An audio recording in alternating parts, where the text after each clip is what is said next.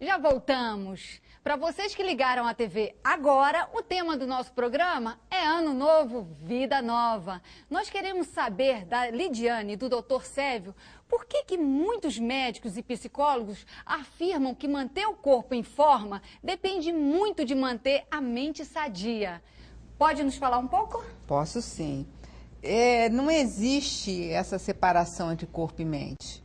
Não é que a gente parece que é algo tão bem delimitado, mas não é. Quando você tem o corpo, a mente sã, você de alguma forma vai conservar o seu corpo são também, pela ligação estreita entre os dois.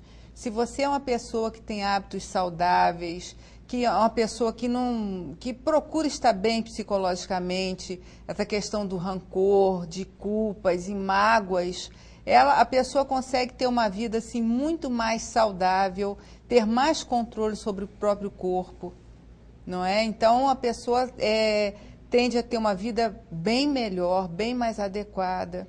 Então, em alguns casos, eu vejo que a psicoterapia ajuda muito a pessoa a eliminar certo tipo de transtorno para que ela possa ter uma vida mais adequada, para que ela possa ter mais força para poder atingir os objetivos traçados, até na questão do controle físico, do engordar, do emagrecer. Então, a pessoa, quando está bem psicologicamente, ela consegue ter muito mais controle sobre a vida dela, sobre as atitudes. E na sua opinião, doutor Sérvio? A mente alterada, seja por estresse, depressão, ansiedade, interfere muito. Na parte cardiológica, principalmente, a gente sabe que a interação é muito grande. Tanto que são fatores de risco para infarto, para derrame, ou seja, estresse, depressão. Da mesma forma que é o colesterol, que é a pressão alta. Ou seja, cada dia que passa a gente sabe que a parte mental interfere de uma forma marcante na nossa vida. Doutor, é importante fazer um check-up assim em 2010? Começar o ano já? Ah, com certeza, com certeza. Na verdade, quanto mais a pessoa sai da situação de subsistência e passa a pensar em qualidade de vida, isso passa necessariamente por se cuidar. O ser humano, à medida que está envelhecendo e está conseguindo envelhecer com saúde, não mais com uma sensação de decadência pela idade, na verdade, faz fundamental isso. As mulheres, a parte ginecológica, né, mamografia, preventivo, a parte cardiológica da mulher é muito desprezada. Por exemplo, uma mulher sofre do coração 7 vezes mais do que de problema ginecológico. E é raro a mulher fazer preventivo da parte cardiológica. O homem é a mesma coisa. A parte cardiológica, o homem até vai fazer mais que a mulher de um modo geral. Seu teste de esforço, checar seu colesterol, sua glicose. Mas o homem, o calcanhar de Aquiles dele é a parte de próstata. Mas tudo isso é fundamental, com certeza. Lidiane, qual o melhor caminho para que as pessoas consigam atingir os objetivos? Primeiro, traçar objetivos que sejam adequados àquela pessoa. Não fazer objetivos muito, assim... Não sonhar demais. Sonhar demais. Objetivos baseados na realidade, não é? Esses objetivos são interessantes porque guiam a pessoa no decorrer do ano, mas coisas que são possíveis e prováveis dela conseguir efetuar ao longo do ano e não se frustrar caso não consiga, ou melhor, a pessoa se frustra, mas ela precisa entender que uma meta não atingida não significa fracasso de uma vida inteira. Então, é preciso replanejar, ter otimismo para fazer tudo novamente, se aquilo realmente for relevante para a vida daquela pessoa. Agora eu quero saber do Ider, como é que a gente pode fazer para aprender a poupar mais e gastar menos? Bom, primeiro tem uma regra básica, mas que a maioria das pessoas esquecem, né? Ou que, na verdade, é você não gastar mais do que você ganha. Então, quando a gente coloca realmente o que eu falei anteriormente do planejamento, coloca isso no papel, a gente vai verificar que a gente vai conseguir fazer esse controle.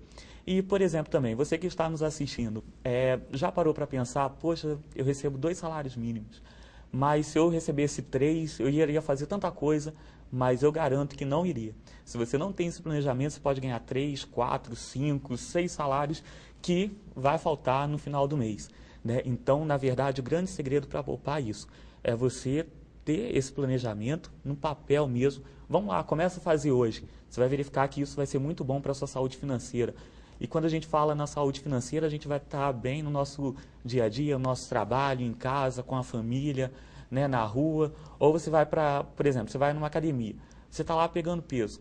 Se você não tiver com uma saúde financeira equilibrada, está arriscado até aquele aparelho você se machucar, porque você, na verdade, está preocupado em relação aos gastos, a dívida que você vai ter que pagar amanhã e não vai ter Agora, o nesse dinheiro. caso, o que a gente pode priorizar?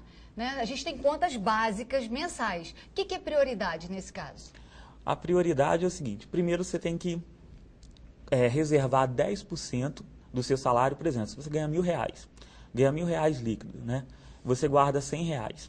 R$100 todo mês. Não foi possível R$100, R$50, 5% pelo menos já é um bom início. Por quê? A gente não prevê os gastos que podem acontecer, como, por exemplo, extras, né? De repente é um divórcio, de repente é um desemprego, isso vai fazer com que você gaste mais. Então, você já tem aquela reserva que você vem trazendo de 10%, né? 70% a gente tem que separar para o quê? Para os gastos que nós chamamos de despesas fixas mensais. É o aluguel, né? É água, luz, telefone. Então, se você já perceber que de R$1.000 você está ultrapassando R$700 nessas despesas mensais, nessas fixas, então você já observa que você já está tendo esse descontrole. E R$200, que seriam os 20% restante, você vai reservar para quê?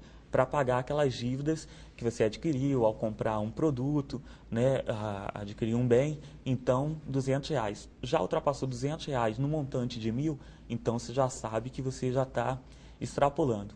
Agora, e no caso de uma pessoa que já está cheio de dívidas mesmo, como é que ela pode planejar começar 2010, janeiro, já pagando essas dívidas?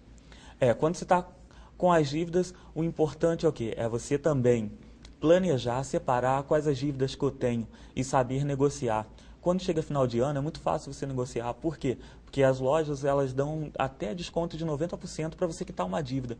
Porque é melhor que o credor, ele receba aqueles 10% do que ele perca totalmente, né? Mas com isso você vai estar com o nome sujo. Então, é importante que você equilibre sua vida financeira. Para quê?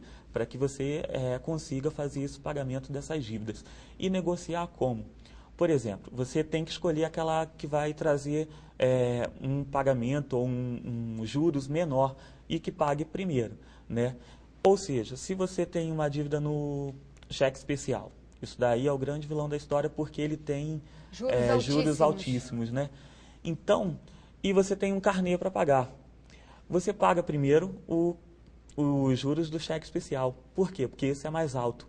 Deixa aquele carnê para pagar daqui a 10 dias, daqui a 15 dias. Se você conseguir pegar um adiantamento, por exemplo, então você vai conseguindo negociar e ter esse equilíbrio, né? Porque se você tem aqueles juros que são maiores, então paga aquele primeiro, né? Deixa aquele que tem 2%, por exemplo, de juros para pagar depois. Nós então, vamos ter que falar de orçamento doméstico outras vezes, viu? Eu vou para um rápido intervalo e você de casa me espera, volto já já.